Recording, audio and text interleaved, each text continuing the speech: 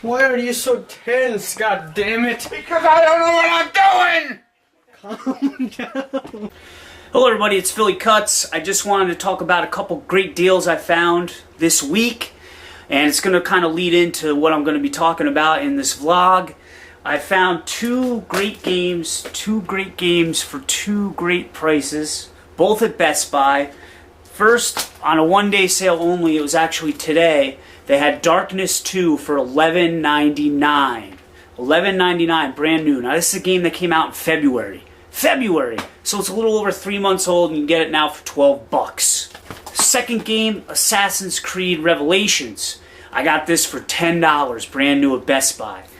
It went on sale for $30, and then if you had it in tandem with this coupon for $20, it's a coupon from Best Buy. You have to be a Gamer Zone member, but that's free. Don't believe me? Here you go.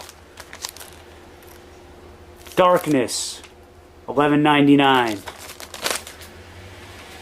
Assassin's Creed Revelation, 10 bucks. So, here's my point. For under 25 bucks, I got two games brand new. One only 3 months old, the other a little over 6, for less than $25. Now, if I would have bought these both at launch, I would have spent here in New York, where I'm from, upstate New York, with 8% sales tax, I would have spent about $130 for two games as opposed to under 25, and they're still new. Now granted, buying at launch does have advantages. The online community and the multiplayers for these games is going to be a much more robust experience. However, there is a possibility too that when you buy a game at launch, look recently at Diablo 3, that things can go massively wrong. Stuff can't work at launch. There's bugs. Servers don't work. So the game might not even be completely functional too as well when you buy at launch. If you wait like I did, usually they come out with a whole bunch of patches and the gaming experience both online and in your single player is going to be much better. Another reason why I like to wait to buy games is because oftentimes you can wait for Game of the Year editions and you can get all the DLC at that time that comes out.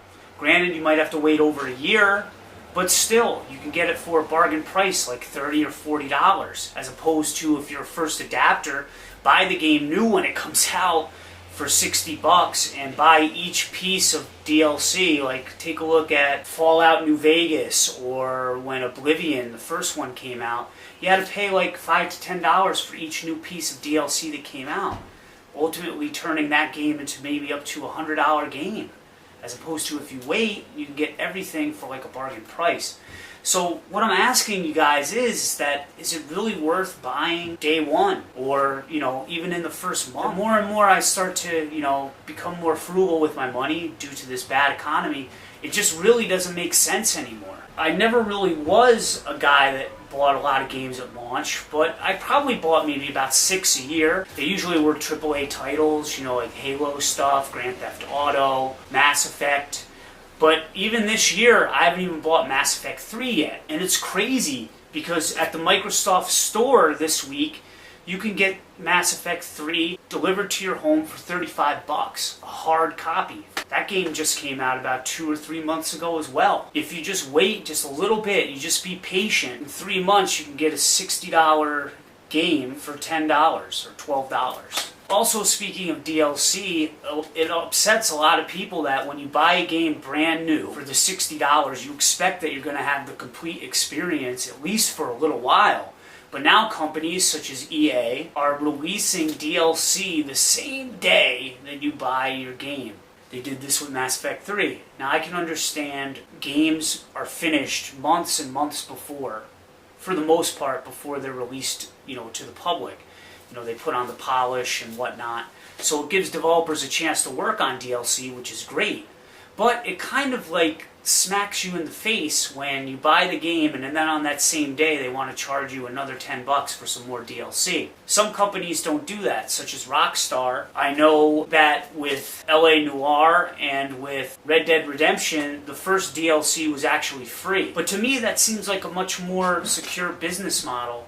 And it's a nice thing to do for the consumer. Now, I know that all these companies are in to make money. We all know that, and I don't begrudge them that. But I think that first day DLC you have to pay for is not a good idea. But it's all a matter of choice. The more that we choose to give them our money, and if enough of us are doing that, they're going to keep doing it. That's the point. We have the power of the purse. We are like the judicial branch in this arrangement because we interpret what makes sound business practice by how we spend our money. So if enough of us are still buying day one DLC, guess what? The companies are going to keep doing it. It's really a no-brainer. So I mean, cry and complain, but unless you keep your money in your wallet and not giving it over to the retail store and the companies, they're going to keep doing stuff like this. And I imagine it's probably going to get worse and worse. We all know the whole passcode debacle and fiasco. Now it's pretty much an industry standard. If you want to play, the multiplayer features in a game,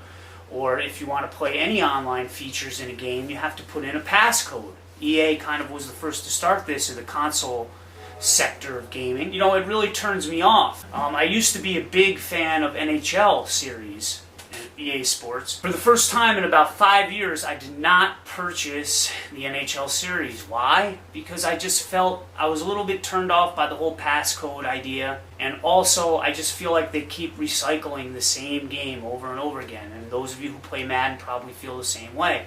It's kind of like a roster update every year and some different animations. It's just not enough to bring me back. But, dare I say, I could still see digital content keep being pushed down upon us. I think that's really the future of gaming, and it's kind of sad because you're going to lose the tangibility of a disc where you would be able to lend stuff to your friends, to your brother, to your sister, so that they could play the game and not have to spring the money out for it. The more and more they go digital, the less likely you're going to be able to do that. And your games are also going to lose their value because you're not going to have a tangible game to trade in for store credit and things of that nature, or to even just trade someone else, to trade a game. Hey, here's this Assassin's Creed Revelations, you give me Darkness 2. It's just going to lose that fun factor. That's kind of the way that they're going. I know that Sony is going to have a big announcement at E3 where they're going to be pairing up with a digital distributor for some type of streaming service for their games. So we'll see what that's going to be all about. So I want to know from you guys, do you guys buy day one anymore?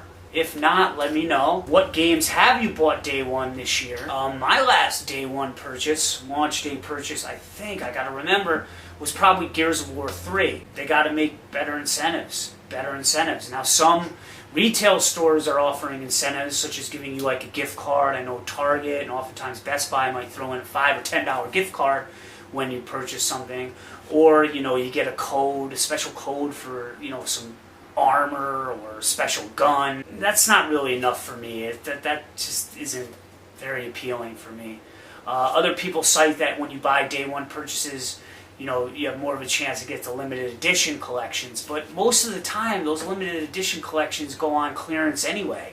I know that for Killzone 3, they were selling that at Best Buy a couple months ago on clearance for like $30, or maybe even $24.99, the Hellgast edition, which when it originally came out was like for over $100. They just put on clearance at GameStop a couple weeks ago.